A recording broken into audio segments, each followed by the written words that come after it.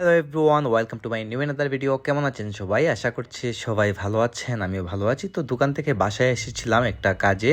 তো এসে বৃষ্টির মধ্যে আটকা পড়ে গেছি, তো বের হতে পারছিলাম না। তো ভাবলাম যে বাসায় এদিকে রান্না টান্না চলতেছে, মা রান্না টান্না করেন সবসময়, আপনারা জানেন। তো কি করতেছেন একটু আপনাদেরকে দেখাই। এদিকে মা শুটকি ভিজিয়ে প্রসেস করতেছেন। শুটকি দিয়ে কি একটা তরকারি জানি তৈরি করবেন। তো শুটকি সচরাচর আমার তেমন একটা ভালো লাগে না, কিন্তু মাঝে মধ্যে আমি খেয়ে নিই। তো মাঝে মধ্যে ভালো লাগে, আবার মাঝে মধ্যে ভালো লাগে না, এই হচ্ছে বিষয় আর কি।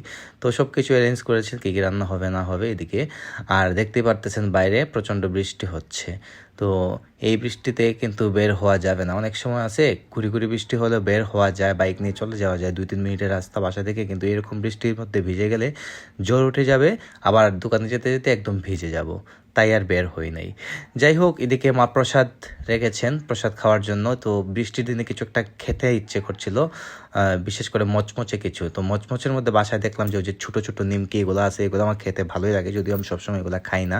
তো দেখলাম টেবিলে রাখা, 1-2 পিস খেয়ে নিলাম। তারপর বাবা নামলেন উপর থেকে, স্বপ্নিল কল করেছে, স্বপ্নিলের সাথে কথা চলছে।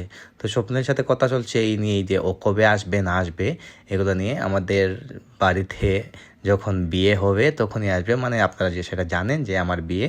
তো বিয়ের ডেট যদিও এখন পর্যন্ত পড়ে নাই, তার আগে এই প্ল্যান ট্যান চলতেছে।